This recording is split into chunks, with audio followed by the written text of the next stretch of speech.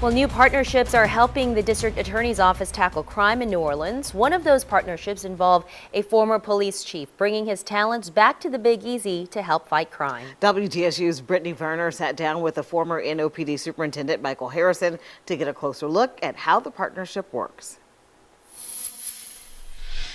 Former Police Chief Michael Harrison spent 33 years in law enforcement, 28 of those right here in New Orleans. He says this new partnership, working as a liaison between the DA's office and NOPD, is ultimately supposed to help continue reducing crime in the city.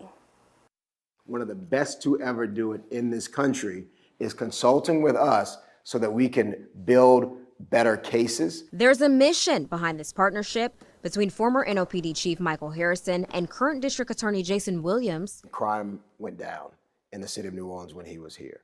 And then he went to Baltimore and he did the exact same thing in a very different place. So that tells you the measure of the man.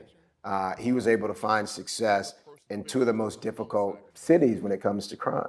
Committed to the profession of policing, Chief Michael Harrison is now a liaison to law enforcement. Working with the No Dice program in the what's called risk terrain modeling or place-based police deployment, and working to maybe have some quality assurance assessment over some of the work that's here, making sure the police produce the highest of quality product to bring to this office for prosecution. Harrison, who's one of the longest-standing big city police chiefs, spent 4.5 years in New Orleans in the role and 4.5 years as leader of Baltimore Police Department before announcing his retirement in June of 2023. The work I was able to do there, the success we had, the similarities, the crime problem, the poverty problem, the addiction problem, all of which either pulls or pushes people toward crime and environmental design. Then he immediately jumped into consulting. I'm the lead consultant with the Department of Justice on the investigation into the Memphis Police Department. Just learned that I'll be co-leading the consent decree monitoring team in Minneapolis, and just recently joined the Chicago consent decree monitoring team. What I wanted to make sure that although I have different consulting work across the country, I wanted to make sure I was doing something in my own city. When Harrison was police chief, he was responsible for helping to drive violent crime down to record lows that hadn't been seen in around 50 years. We had a comprehensive strategic crime fighting plan called NOLA for Life.